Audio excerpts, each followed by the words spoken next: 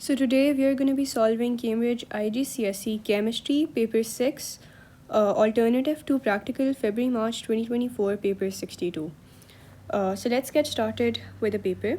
And if you guys are doing O-levels, this paper is going to be helpful because after the syllabus updates, the Cambridge IGCSE and Cambridge O-level paper is exactly the same. So let's get started by reading question number 1. Calcium carbonate is an insoluble salt, as we know that all carbonates are insoluble apart from group 1 carbonates and ammonium carbonate. ठीक है. Calcium carbonate can be made by adding excess aqueous calcium chloride to aqueous sodium carbonate.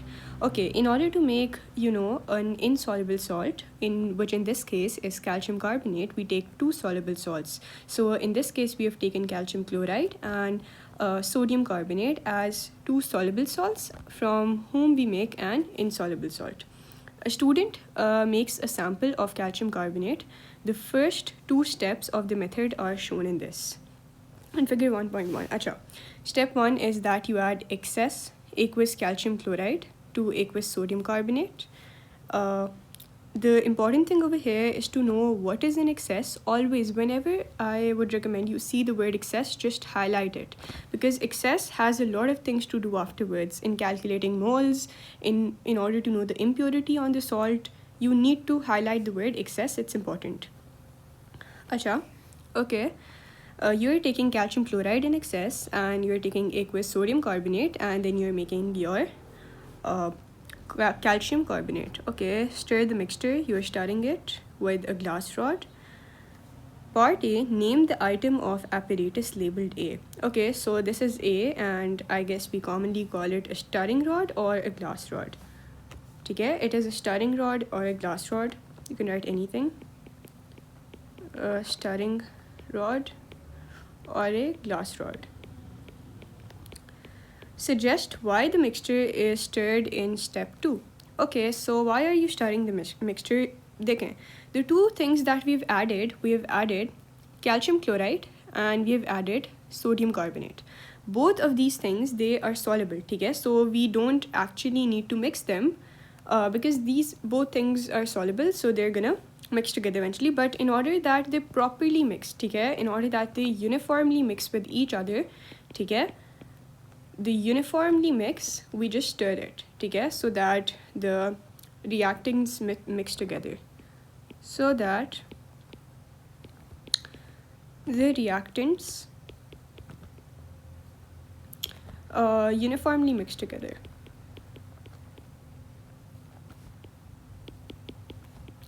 Okay, that's why we are mixing them, so that they mix together. Okay, after step 2, the student filters the mixture, okay, to remove the solid calcium carbonate formed and collect the filtrate. Draw a label diagram, okay. This part is important that we have to label it as well, okay. A label diagram to show the apparatus used for this filtration. Okay, so but how do we filter it? That's simple, that we simply have a filter funnel. Okay, first we're gonna take we can take a conical flask or a beaker, okay, underneath something like this. Okay, as such, you don't have any marks for the accuracy of the drawing. The thing is that all things which are needed should be drawn. Then you have a filter funnel, something like this. Okay, that is lined with the filter paper, something like this. Not quite sure if my drawing is good enough, but you can just label it. This is your conical flask. It's 2 marks. So I guess one's for the drawing and one's for the labeling, and that's a filter funnel. And you can write other things as well. That's your filtrate. Everything you can write. And over here you are going to find your residue. Residue is basically the solid part that is left on the filter paper after you filter it out. So I guess that's done. Moving on. The solid calcium carbonate obtained by filtration is not pure. Why is not pure?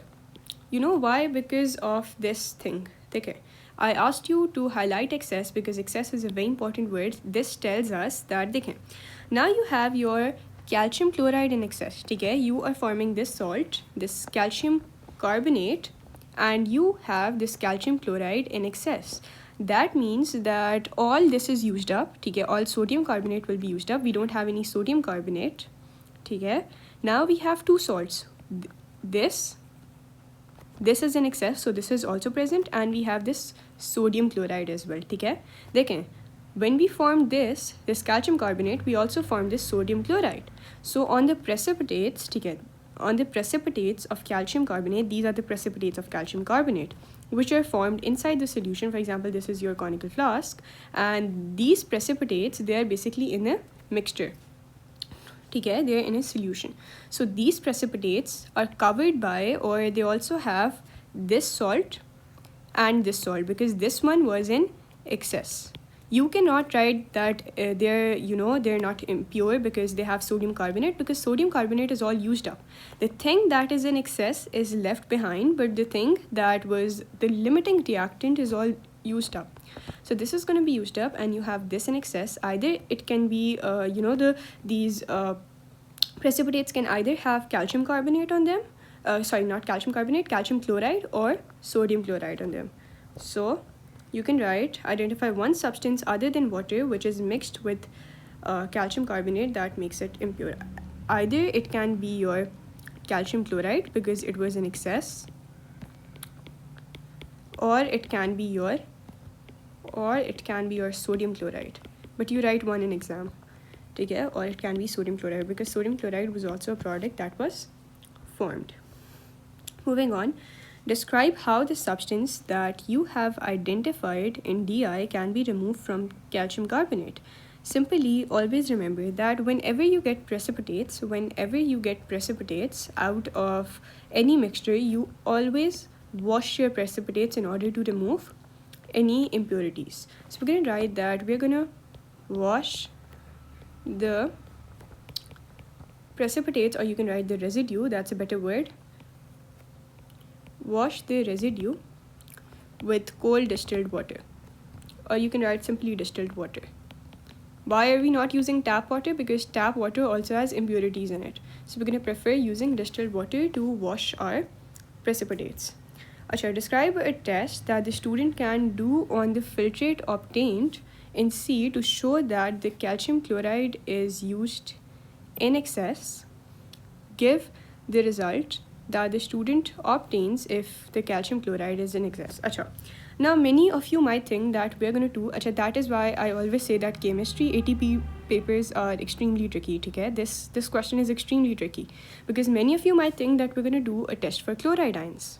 And now many of you might are thinking this, but we cannot do a test for chloride ions. Why? Because look over here. When we did this reaction, now things that are eliminated, we're going to cross them out, okay? We are going to cross out the things that are eliminated, okay? All sodium carbonate is used because we used it in excess. Second thing, all calcium carbonate is gone because it was a residue, a solid residue that we filtered out, okay? ये भी चला गया. अब हमारे पास the two things that we are simply left with is this calcium chloride and this sodium chloride. ठीक है? देखें, if we do a test for chloride, we just have to prove that we have calcium chloride. ठीक है? We have to prove that we have calcium chloride in excess. So if we do the test for chloride ions, I think you guys might have realized by now that if we do the test for chloride ions, both have chloride. Calcium chloride also has chloride and sodium chloride also has chloride. So if we do the test for chloride ions, we don't know that either they are the chloride ions of sodium chloride or calcium chloride. Even if the calcium carbonate was not added in excess, then as well sodium chloride would have formed and the test for chloride ions would have been positive because we have chloride ions in sodium chloride. So in order to know that we have calcium chloride in excess, we are not going to do a test for chloride ions because chloride ions are present in both, okay? In both, in sodium chloride as well as in calcium chloride. So we're going to do a test for calcium ions, okay? We're going to do a test for calcium ions because all calcium that we have in the solution in now is just because of the calcium chloride, and we have no other calcium in the products. So we are going to do a test for calcium ions. Achha. Now if you guys do a flame test, okay, if you do a flame test, there's another problem in doing a flame test. What is the problem? Now we have calcium, okay. You might think that the flame test for calcium, which is gonna give you a orange red flame, we have also have sodium. So if we do a flame test, a flame might form for calcium, or it might be a yellow flame for sodium. It's gonna be a mixture of, orange red for calcium and yellow for sodium. So flame test will not give as accurate results, okay. So instead of flame test, we are gonna do the test simply for calcium ions, which is that we add sodium hydroxide and white precipitates form. So let's go to last and take the test for, it's written over here, okay, test for calcium ions. Okay, this is the test for calcium ions, that your white precipitates, which are insoluble in excess when you add aqueous sodium hydroxide. So we're going to do the test for calcium ions. Let's just copy it.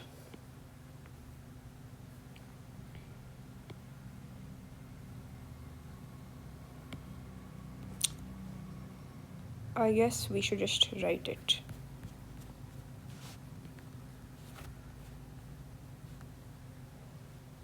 Test is going to be that add aqueous sodium hydroxide, add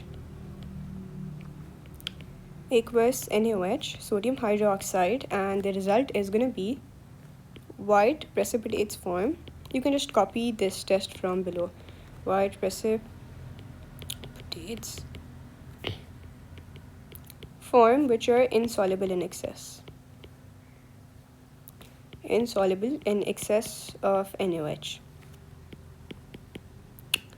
Okay, so that was a very difficult approach that you guys had to realize, that how we're going to test for calcium ions, not for chloride ions. Okay, I hope this was clear. Moving on, and now we have a lot to read.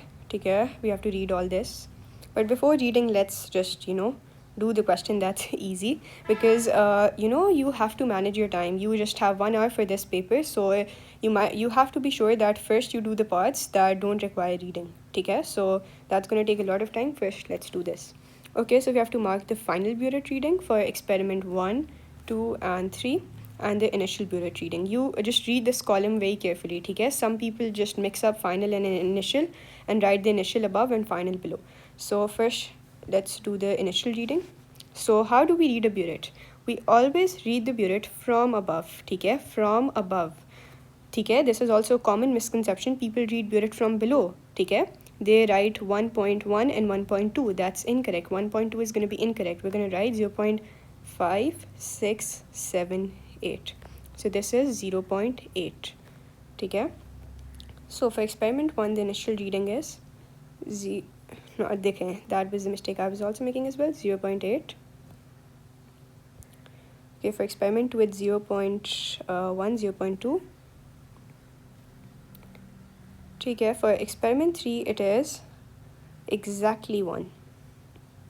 Okay, so always remember that with 1 you write 0.0, because in the marking scheme it's clearly stated all readings correctly recorded to 1 decimal place, to 1 dp, 1 decimal place. If you don't write it to 1 decimal place, you are gonna lose your marks. Okay, it was clearly stated in the marking scheme that all readings should be correct to 1 decimal place, so this 0.0 after 1 is very important. Marks are going to be deducted if you only write 1. Okay, we're done with the initial readings. Moving on to the final readings. This is going to be 26.1 and 26.2. So 26.2, this is going to be 12.9, and this right here is going to be 39.1. Okay, volume of HCl used. Now we simply have to subtract both the readings. Okay, we have to subtract this and this, so let's do it on the calculators. 26.2 minus 0.8 is going to give us 25.4. 25.4. Okay, 12.9 minus 0.2 will give us 12.7. 12.7 and 39.1 minus 1.0 will give us 38.1. Okay, always try to use calculator, even though these readings, subtracting this is very easy. But always, use calculator when you're given with the opportunity. Don't try to lose free marks, trying to do it yourself when you have a calculator. Okay, state which solution of dilute hydrochloric acid, A or B, is more concentrated. Explain your answer. More concentrated solution of dilute hydrochloric acid is. Okay. Now we have to, I guess, read the question, because now they're asking for, different things. So just let's read it. A student investigates the reaction between aqueous sodium carbonate and two different solutions, ठीक है, of dilute hydrochloric acid labeled A and B. Okay, so now we have some sodium carbonate and we are going to react it with two types of different acids labeled A and B. Okay, so we have hydrochloric acid A and we have hydrochloric acid B, and now we have to compare both of them by reacting them with sodium carbonate.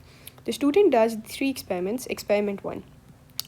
Okay, rinse a burette with distilled water and then with dilute hydrochloric acid A. Okay, rinse the conical flask with distilled water. Fill the burette with dilute hydrochloric acid A. I should always remember one thing, the thing that you have to add in the burette, okay? The thing that you have to add in the burette, you always rinse the burette with that thing, okay? Over here, they have written rinse the burette with first distilled water and then with hydrochloric acid A. Why will you rinse your burette with an acid? Because the thing that you have to add in the burette, you rinse the burette with that thing, okay? And you don't rinse your conical flask with that thing, ठीक है? अब देखें conical flask को नहीं rinse किया होएगा अपने alkali से. You always rinse conical flask with only water. Rinse the conical flask with distilled water, ठीक है? Fill the burette with dilute hydrochloric acid A. Run some of the dilute hydrochloric acid out of the burette so that the level of the hydrochloric acid is on the burette scale, ठीक है? Record the initial burette reading. Use a measuring cylinder to pour 25 cm cube. Okay, this is, I guess, a mistake, not a mistake, a kind of an inaccuracy, which is going to make your result inaccurate. Instead of a measuring cylinder, it's better if you use volumetric pipette. Okay, don't write pipette alone, it's volumetric pipette. To pour 25 cm cube of aqueous sodium carbonate into the conical flask. Add 5 drops of methyl orange indicator in the conical flask. Stand the conical flask on a white tile. Why do you stand it on a white tile? So that you're easily able to see the color change of your indicator, okay? Because you're adding methyl orange, and at the end point. What do I mean by end point? The point at which acid is going to neutralize the alkali, your indicator is going to change color. So that you easily can see the color change, you place it on a white tile. Slowly add dilute hydrochloric acid A from the burette to the conical flask while swirling the flask. Why do you swirl the flask? You should know why are you doing each kind of step. Why are you swirling the flask? So that the contents get mixed until the solution becomes orange. Record the final burette reading. Done with reading this. Now again, refill the burette with hydrochloric acid A. It's all the same, and I guess if you read it, the one different thing that we have done in this one is that we have added thymophthalene indicator in the conical flask. Okay, that's the one different thing. And in this one, we have added methyl orange indicator in the conical flask. So that is the different thing we have done in this. In the third experiment, again, repeat experiment 1 using a dilute hydrochloric acid B instead of hydrochloric acid A. So now we have used a different acid. Okay, we are using acid B in this instead of A. Okay, we're done with highlighting everything important and reading it. Now let's read this. Okay, so experiment 1, which hydrochloric acid we used, A or B? In experiment 1, we used acid A. In experiment 2 as well, we used acid A. And experiment 3, we used acid B. Okay, now let's read it. Okay, and let's write the indicators at top as well. in experiment 1, we used indicators are very important, remember, okay? Because for different indicators, the volume for endpoint is going to be different. For this, we used methyl orange. For this as well, we used methyl orange.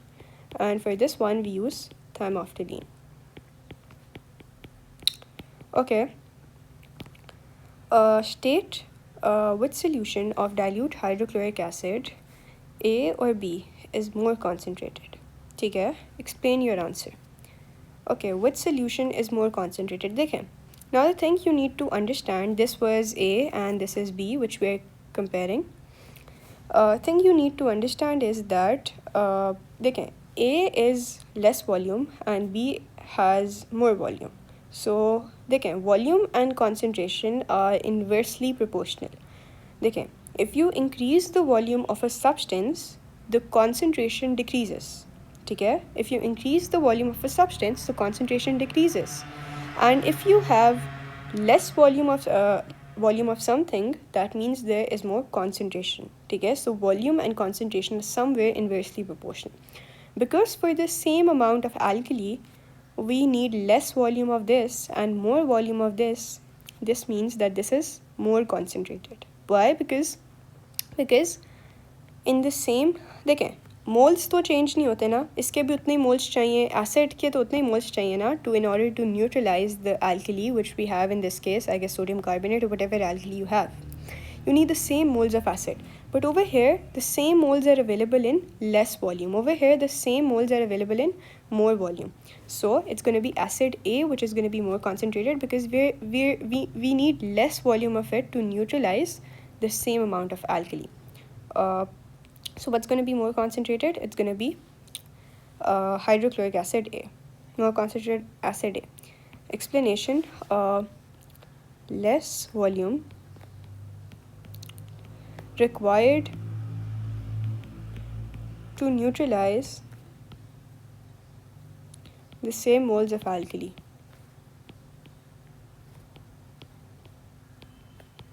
Or you can simply write less volume. Okay? Reduce how many times more concentrated this solution of hydrochloric acid is than the other solution of dilute hydrochloric. एक second, इसमें हमने methyl orange use किया था thymophthalene. Oh sorry, I've recorded one thing wrong. Experiment 2 में हमने thymophthalene use किया था. Experiment 3 में फिर हमने again we used methyl orange. I'm so sorry for this. Let's correct it down. We didn't use methyl. For this we used thymophthalene and for this we used methyl. Because indicators are important. Okay, what was over here? I guess it was 12.7. Asha, for this we used thymophthalene. And for this we used methyl orange. Okay, moving on. Now they're asking that how many times more concentrated is the solution of dilute hydrochloric acid than the other solution of dilute hydrochloric acid, matlab acid A and B. Asha, now what do you guys think? What do we have to compare? Should we compare thymophthalene and methyl? Okay, thymophthalene and methyl solution or methyl and methyl solution? Always remember that while comparing the strongness or how strong or weak an acid is, you are gonna take the same indicators. Okay, I know this is a bit confusing, but don't do the mistake of taking an average of methyl and thymophthalene indicators. देखें, अब now try to listen. देखें, over here we also have acid A, over here we also have acid A, but why do we have different volumes of both acids to reach the endpoint? What do you guys think? Why are we taking different volumes of both acids to reach the endpoint?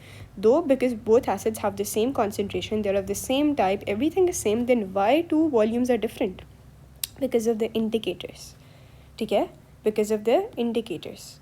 Because for methyl, when you have added methyl orange, a different volume is required to reach the endpoint, and when you have added thymophthalene, a different volume is needed to reach the endpoint, despite both acids being of the same concentration. Okay? Despite both acids being of the same concentration. So over here, in order to compare the concentrations of acid A and acid B, you are not going to take this 1 because this is with thymophthalene. You're going to take methyl and methyl. Okay, so we are just going to divide 38.1, which is this. We have to calculate how many times it's more concentrated. So 38.1, because we needed this amount of volume to neutralize it, divided by 25.4. Divided by 25.4. Put it on your calculators. 38.1 divided by 25.4, and that's going to give you 1.5. Okay, that means this one is 1.5 times more concentrated. Okay, why this one is 1.5 times more concentrated? Because less volume. So we're going to write how many times is more concentrated. So we're going to write that acid A is 1.5 times more concentrated. This was a tricky question, okay? Concentrated than acid B. Or you can write hydrochloric acid A or hydrochloric acid B, okay? Compare the volume of dilute hydrochloric acid A used in experiment 1 to the volume of dilute hydrochloric acid A used in experiment 2. Okay. You can clearly see that in experiment 1 we're using a greater volume of acid, and experiment 2 we're using a less volume of acid. So it's simply going to be that compare the volume and of dilute acid A, and we can divide this to see how much times more, because it's 2 marks simply by writing that. Okay, the first mark obviously I'm going to get that experiment 1 uses a greater volume of acid. Okay, obviously by writing this I cannot get 2 marks. This is only going to score me 1 mark, so I have to write one more point as well. So I can just write that how many times more volume am I using. So I simply divide my 25.4, which is this volume, by this. And that's why I say that chemistry, ATP papers are the most dangerous ones among all sciences. To get 25.4 divided by 12.7, because you should realize by now that how tricky all this was. Okay, 2 times more volume. I get 2, so that means this volume is double of this volume. So I'm gonna write that experiment 1 uses twice the volume of experiment 2. So the next point I can add is experiment 1 uses double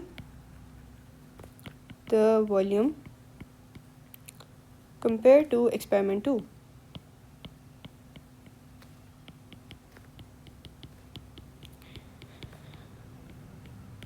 Okay, moving on. Reduce the volume of hydrochloric acid B required to reach the endpoint if experiment 3 is repeated using thymophthalene indicator instead of methyl orange indicator.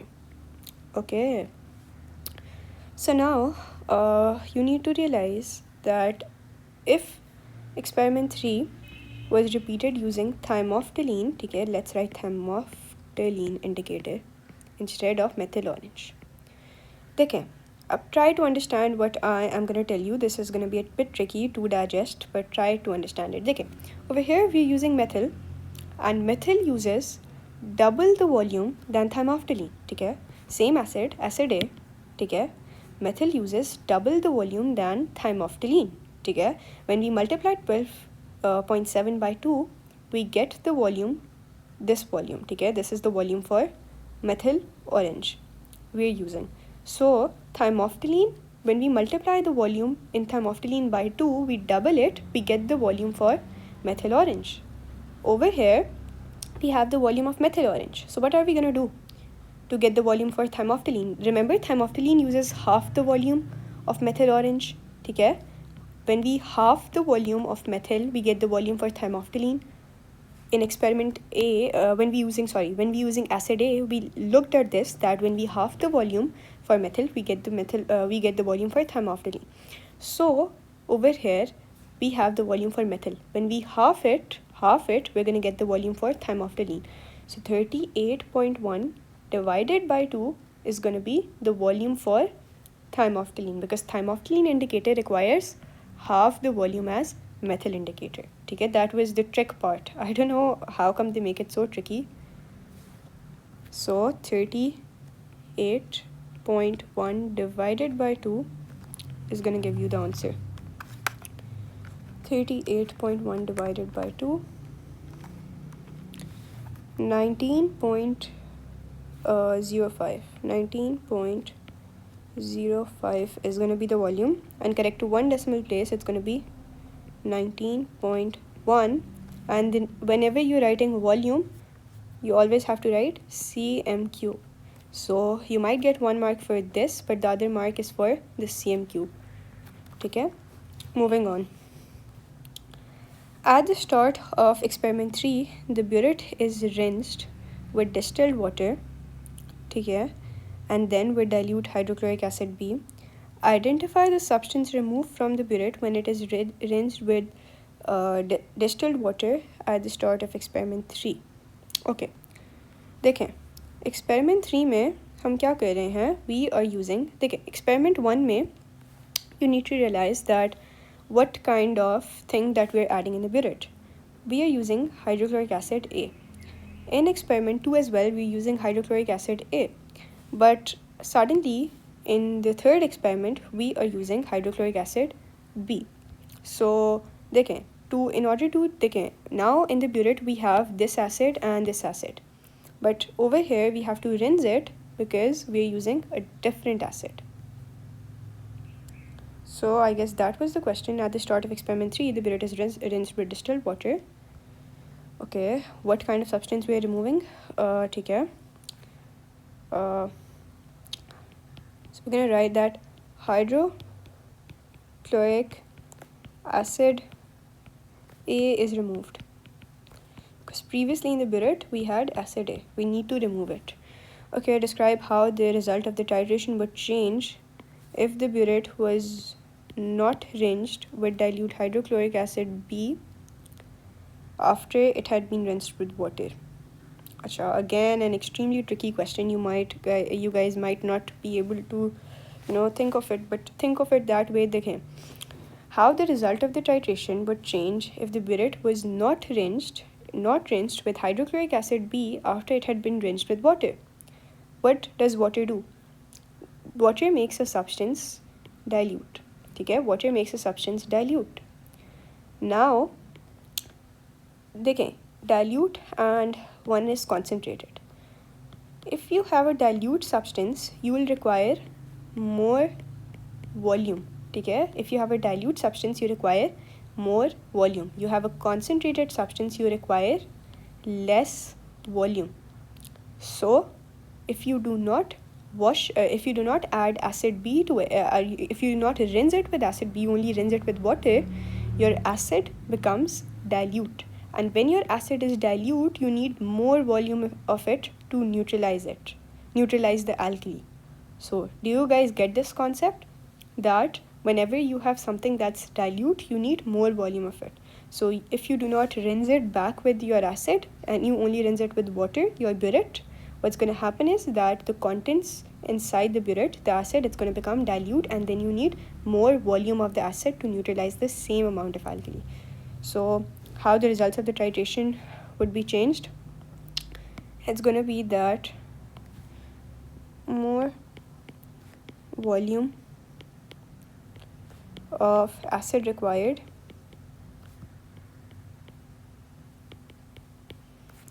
to reach endpoint.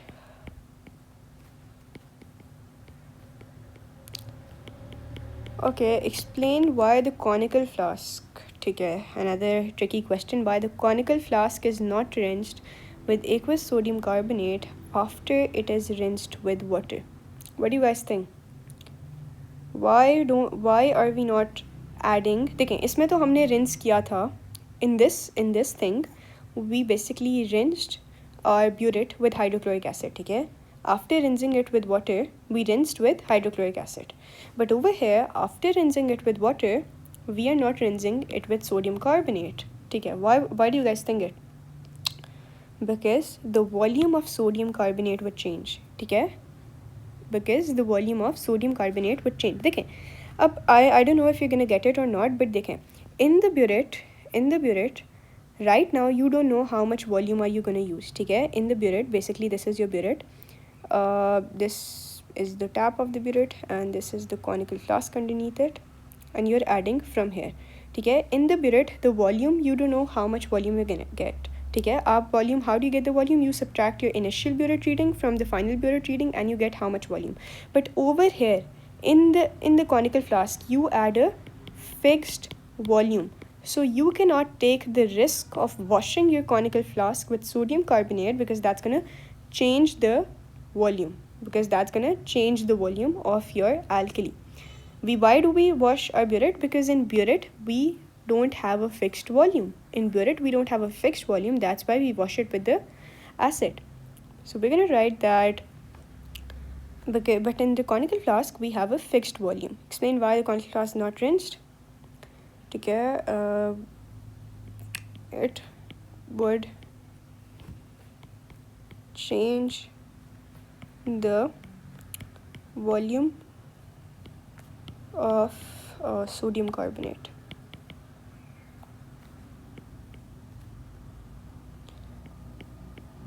Okay, explain why a vital is used during the titration. Okay, finally an easy question. Explain why a vital would be used. To see the color change at endpoint.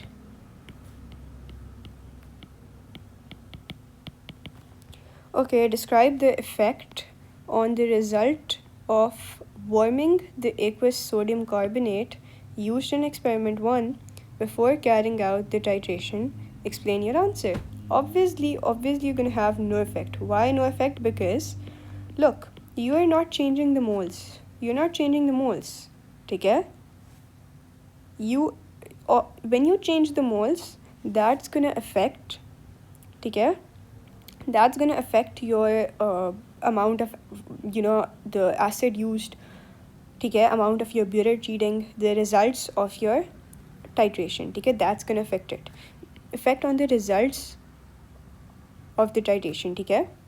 So I don't think that's going to have any effect, because warming simply means that the reaction is going to occur faster, but look, that the amount of acid you're adding it slowly, okay? You're adding it slowly.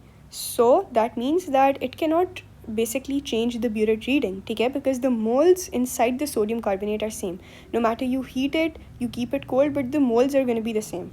So describe the effect on the result of warming the aqueous sodium carbonate used in experiment 1 before carrying out the titration. It's going to be no effect, because the moles or amount of sodium carbonate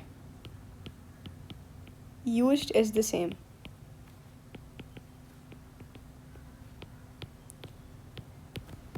Okay, moving on. A student tests two substances, solid C and solid D. Test on solid C. Solid C is ammonium iodide. Take care. The student dissolves solid C in water to form solution C. The student divides solution C into 3 approximately equal portions. Complete the expected observations. Take care. Now we know that it is ammonium chloride, so we just have to copy paste the test from below to above. Okay, complete the expected observation. To the first portion of solution C, the student adds 1 cm cube of dilute nitric acid followed by a few drops of aqueous barium nitrate. That's important. That's a tricky question. Barium nitrate observations. Okay, remember that we have iodide in it, and iodide is affected by silver nitrate. Okay, silver nitrate, and over here we have barium nitrate. Barium nitrate is used to test for your sulfate ions. ठीक है, sulfate ions. So over here observations are going to be no change or no effect. Why? Because look, you have your iodide ion, and over here you add, for iodide, what's going to affect? Silver nitrate. And barium nitrate is used for sulfate ions, not for iodide ions. So that was basically the question was there to confuse you guys. Okay, so no change to the second portion of C. The student adds 1 cm cube of dilute nitric acid followed with a few drops of silver nitrate. Now this is the correct observation. So what I'm going to observe, just copy it from the table. Whenever you have iodide, you are going to observe yellow precipitates. Okay, you can see it from the table. All observations you just have to copy from the table. Okay, to the third portion of solution C, the student adds an excess of sodium hydroxide. Observations, we have ammonium ion. Okay, ammonium ion hai na? Yeah, we have ammonium ion. So there is going to be no change. Why no change? Because ammonium ion only produces ammonia gas when it's heated. Okay, you can check it from the table below, because why not use the table when we're given with? So ammonium, effect of aqueous sodium hydroxide, ammonia produced on warming. Okay, unless we have not warmed it, no gas is going to be produced. Okay, so over here, have we warmed it? So adds an excess of sodium. No, we have not warmed it. So observations, you can write that no change. Okay, then a student warms the product from CI and tests any gas given off. Observations,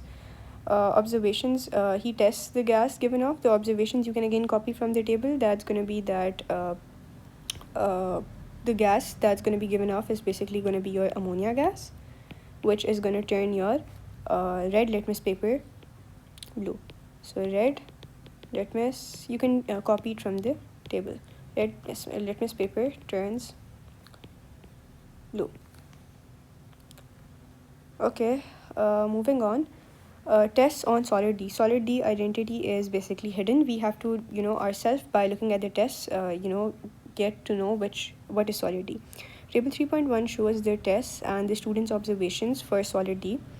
Do a flame test on solid D and a yellow colored flame. Okay, what does this tell us? You should, but if you don't even know, the flame colors are given over here. So for yellow, it's sodium. So that means that this thing contains a sodium ion. So we can write Na plus ions.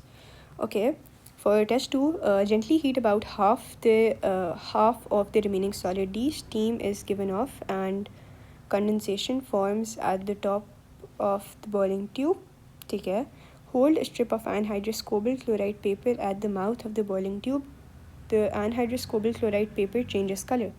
What is this test for? This is test for water. That means it contains water as well. Is the test for water given below? No, I don't think test for water is given. So you have to learn the test for water. That's simple. That copper sulfate turns from white to blue, and anhydrous cobalt chloride turns from blue to pink. Okay. Test 3. Dissolve the remaining solid D in water to form solution D. Divide solution D into 3 portions. To the first portion of solution D, add aqueous ammonia dropwise until in excess. Okay. Green precipitate, which is insoluble in excess. What is this test for? This is test for Fe. Green precipitate is going to be for 2+ ions, which are insoluble. Chromium precipitates are soluble. If you don't know this, nothing to worry about. You have a table below. You can just check it out. Chromium, green precipitates, soluble in excess. Green precipitates, ammonia mein, it's going to be this, insoluble in excess. Insoluble in excess, and where is Fe2+? Fe2+, green precipitates, insoluble in excess. Green precipitates, insoluble in excess. Right now we don't know, because we added ammonia, and ammonia both. Chromium precipitates, they're soluble in this thing. If it would have been sodium hydroxide, we would have known, because in sodium hydroxide, chromium is soluble and Fe2+ is insoluble. But in ammonia, Fe2+ is insoluble and your Fe2+ is insoluble and your chromium is also insoluble. So let's check it out. What were we given with? We have added aqueous ammonia dropwise, okay, so that can be Fe2 plus or that can be chromium 3 plus as well, because both were insoluble. To the second portion of D, add a piece of aluminum foil, about 5 cm cube of aqueous sodium hydroxide. Add a piece of aluminum foil and about 5 cm cube of aqueous sodium hydroxide. Heat the mixture formed. So we have a green precipitate in it as well, and we are not given with either it's soluble or insoluble. Okay, heat the mixture formed. So I guess in that case it's insoluble. So we can just then write that if it's Fe2 plus, okay, because if it would have been chromium, then they would have told us that it's soluble. Okay, heat the mixture formed and hold a damp red litmus paper at the mouth of the boiling fluid. The red litmus paper remains red. Okay, that means that what does this tells us? That we don't have ammonium ion in it, because ammonium ion would have produced ammonia gas, and ammonia gas would have turned the red litmus paper blue. But if it remains red, that means we don't have any ammonium ion. Test 5. To the third portion of solution D, add about 5 cm cube of dilute nitric acid. Bubble any gas formed through lime water. Effervescence, the lime water becomes milky. That's the test for carbon dioxide gas. That means that it had carbonate ion, because when we add acid to carbonates, they basically form gas, and the lime water turns milky because of the carbon dioxide. So that means that has a carbonate ion. State the final color of cobalt chloride paper in test 2. Okay, that was not given in the table. You have to know that it turns from blue to pink, so it's going to be pink. The final color is going to be pink. State what ion the observation in test 4 show that is not present. We just figured it out that it was ammonium ion. Okay? The red litmus paper remains red. That means we don't have any NH4 plus ion. Okay? So in test 4 is not present ammonium, because if it had been ammonium ion, it would have produced ammonia gas that would have turned the red litmus paper blue. Identify the gas produced in test 5. That's carbonate ion test, and we are producing carbon dioxide gas. Okay, identify the 3 ions present in solid D. So first is sodium ion, Na plus. Then we had a carbonate ion, and the third ion we guessed was our Fe2 plus ion, because over here it was insoluble. And over here as well, green precipitate forms. And we weren't told if it was soluble or insoluble, but I guess it's Fe2 plus. So Fe2 plus, you can write. Okay, moving on to the last question. I've written its answer, and let's read it, and then we can read the answer. Okay, this is a newly added question to the O-level syllabus. Okay, so practice it from the IGCSE papers, and that's going to be a good help. When excess dilute sulfuric acid is added to solid zinc, okay, that's an acid. Zinc is a metal. Acid plus metal, hydrogen gas, and aqueous zinc sulfate forms H2 plus a salt. That's a reaction that we guys know, but we just have to connect the reactions we know with this. Okay, they've given us an equation as well.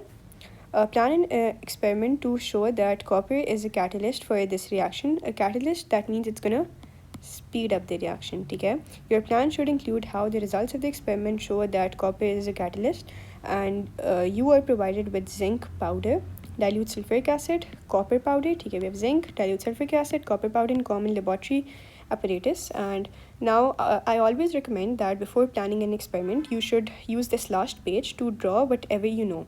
Okay, you can either draw, or that's a roadmap for you guys, a roadmap of how you have to proceed with the experiment, because later when you're writing the experiment, you cannot change the things. Okay, you have limited space, so always plan it. So in order to test that we are using copper as a catalyst, you should know that a catalyst speeds up a reaction. So what I've decided is that first we can do experiment 1 with zinc metal, and this is going to have, which acid were we using? We were using sulfuric acid and H2SO4, and then we can note the time, because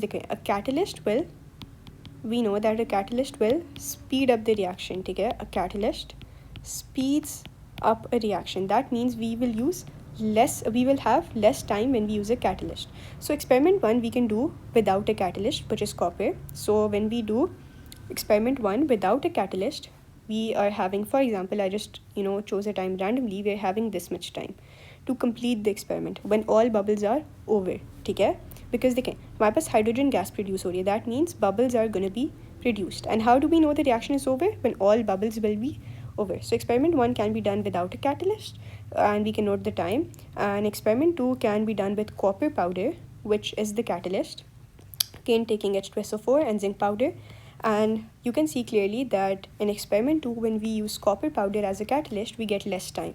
That means that a catalyst has speeded up the reaction, and the time for the same amount of zinc metal and same amount of sulfuric acid, the time for the reaction to stop is less. And how do we know the time for the reaction? We are counting the bubbles. We are seeing the bubbles. When all bubbles stop, we basically know that the reaction is over, and we're going to use a stopwatch to determine the time when all bubbles are over. So that's simply the experiment we're going to do. We're going to do 2 experiments to figure out the time. And in the first experiment without copper, we have more time. In the second experiment with copper, we have less time. So let's read. You can write it in your own words or simply just rephrase whatever you think. And this drawing is not necessary. You just draw it or write a roadmap to make it easy for yourself. The apparatus required is a beaker and a stopwatch. First take sulfuric acid in the beaker and then add 1 gram. That has to be a fixed amount of zinc powder for both. So you can take as much as you want, or you can just write a fixed mass. ठीक है, add 1 gram of zinc powder to it. As soon as the zinc is added to the sulfuric acid, turn on your stopwatch. Bubbles of hydrogen gas would be observed as the reaction proceeds. When I'm sorry for this. Okay, so what were we doing?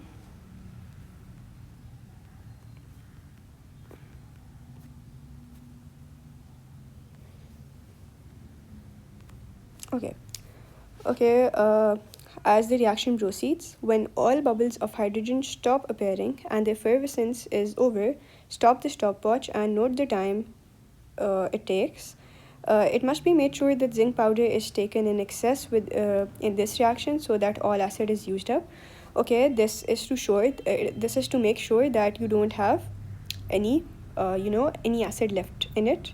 You're using all of it. In both, you have to then take zinc in excess. Okay, that's kind of optional. Okay, next take another beaker with the same volume of sulfuric acid and add 1 gram of zinc powder. You can write fixed mass or the same amount, but in this experiment add some copper powder as well. Note the time on the stopwatch until all bubbles are over.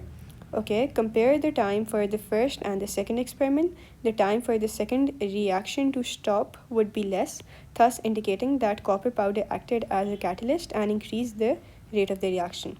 So that was simple, and with that we come to an end of our paper. I hope you liked the video, and if you do, subscribe to the channel, and thanks for watching.